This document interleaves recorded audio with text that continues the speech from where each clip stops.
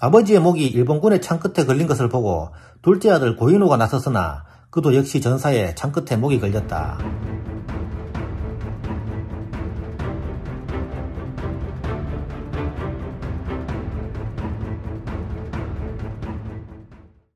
호남의 최대 의병장 재봉 고경명편입니다.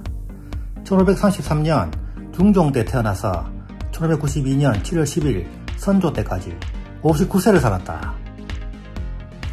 고경명은 광주 아포천에서 대사관 고맹량의 아들로 태어났다. 그의 할아버지 고우는 승희랑 형조 자랑 등을 지냈으나 조광조와 친하게 지내다 1519년 기묘사화로 관작을 삭탈당하고 고향인 광주에 내려와 여성을 보내고 있었다. 율곡 2의 스승이었던 백인걸은 남평 현감으로 근무할 때 고경명이 범상치 않은 아이임을 알고 그를 아껴 고경명은 백인걸의 문화에서 수학하였다. 19세인 1552년 사마시에 수석 합격하여 진사가 되었고 6년 뒤에는 명종이 직접 성균관 유생들을 대상으로 시험을 쳤을 때 수석을 차지하여 초시와 복시를 면제받고 곧바로 전시에 응시할 수 있는 특전을 부여받았다. 27세인 1560년 형조자랑, 사관원 정원을 거쳐 병조자랑, 지제교에 임명되었다가 호당에 들어 사관 독서를 받았다. 28세인 1561년 홍문관 부수찬을 거쳐 암행의사로 평안도를 다녀왔다. 30세인 1563년 인순왕후의 외숙인 이조판서 이량의 전행을 논하다가 울산 군수로 자천된 뒤 사원부의 탄핵을 받고 파직되었다. 고경명은 관직에서 물러나 영안군수로 재등용되기까지 약 18년간 고향에 있으면서 고전을 탐독하거나 자연과 벗삼아 산수를 유람하였다. 이때 고경명은 무중산을 올라 산중에 수리한 경관을 읊어 유서성록이라는 기행문을 남겼고 당대의 수많은 문인들과 교류하며 임응령, 김성원, 정철과 더불어 시경정 사선이란 칭송을 들었을 정도로 명망있는 시인이자 문장가였다. 38세인 1571년 선조가 고경명의 재능을 아깝게 여겨 다시 불효를 했으나 살인파 응관들의 맹렬한 반대로 무산되었다. 48세인 1581년 고경명은 동인의 반대를 견뎌내고 영안군수로 복직하였다. 고경명은 훈구파 집안의 자제라고 비난받았지만 3살 연하였던 율곡 2가 그의 능력을 인정해 주었기 때문에 관직에 머물 수 있었다. 49세인 1582년 서산군수로 전임되었고 명사원 접사에 임명된 이의의 청거로 그의 종사관으로 활동하기도 하였다. 52세인 1585년 순창군수로 부임했다가 재직 중 전염병에 걸렸다. 그 전염병으로 혼수 상태까지 빠졌으나 며칠 만에 기적적으로 깨어났는데 유몽인의 의야담에 의하면 이때 그는 저승사자에게 끌려갔다가 다른 사자가 이 사람이 아니라고 했고 얼마 뒤 저승사자에게 취하도록 술을 먹인 뒤 깨어났다고 한다. 57세인 1590년 통정대부로 승진하여 동네 부사로 발령되었다. 58세인 1591년 통정대부 겸 동네 부사를 지내던 중 같은 서인인 정철이 일으킨 세자 근저 문제가 발생했을 때 그가 정철의 추천을 받은 사람이라 하여 파직당하고 고향으로 돌아왔다. 59세인 1592년 그는 어느 날 하늘의 별을 보고 이변이 발생할 것이라고 예견하였다. 그의 예견은 정확히 맞아 그의 4월 13일 임진왜란이 일어났다. 왜군이 한성을 점령했다는 소식과 함께 선조가 의주로 편향갔다는 소식, 건율과 이광이 이끄는 강군 5만 명이 용인에서 수천 명의 왜군에게 참패했다는 소식을 들은 고경명은 전남 담양에서 의병을 일으켰다.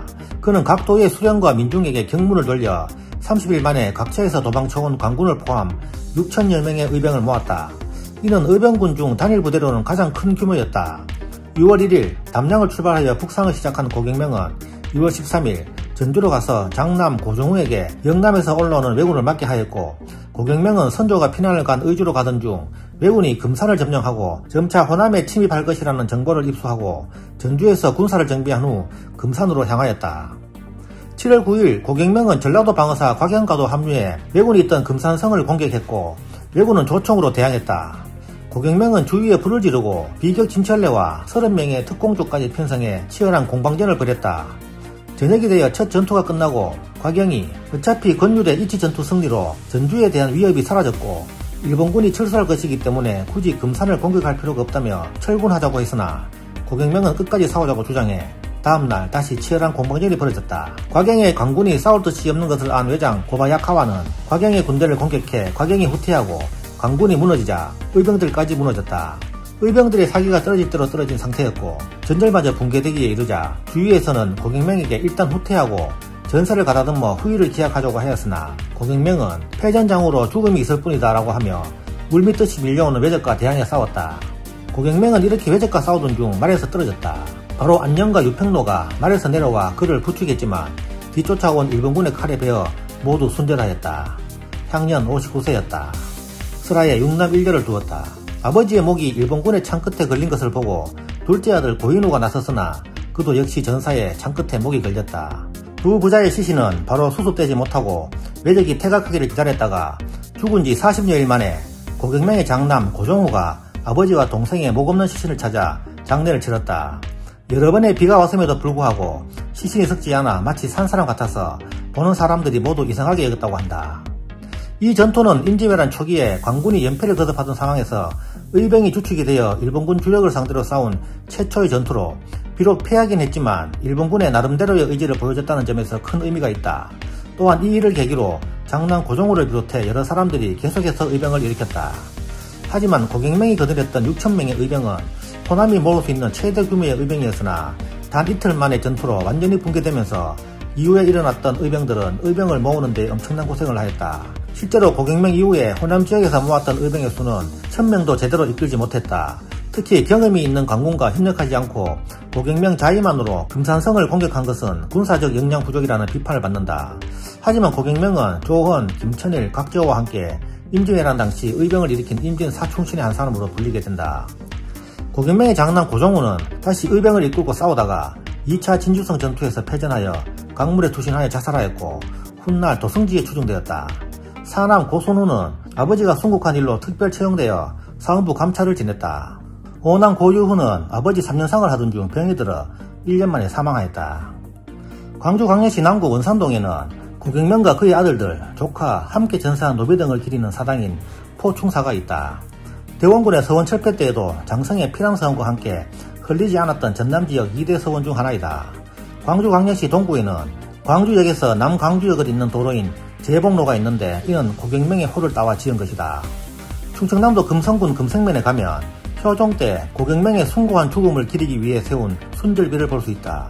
이 순절비는 1940년 일제에 의해 파괴되었다가 후손들이 비문을 새겨 다시 복원해 석조 비각을 조성하여 현재 보존하고 있다. 이 순절비는 그가 전사한 곳의 건너편 기슭에 위치하고 있다. 고경명의 시신은 순절 직후 금산 산중에 매장되었다가 그해 10월 전라남도 화순현 흑토평 언덕에서 장사 지냈고 1609년 전라남도 장성현 오동리로 이장, 안장되어 오늘날에 이르고 있다. 지금까지 재봉 고경명 편이었습니다. 감사합니다.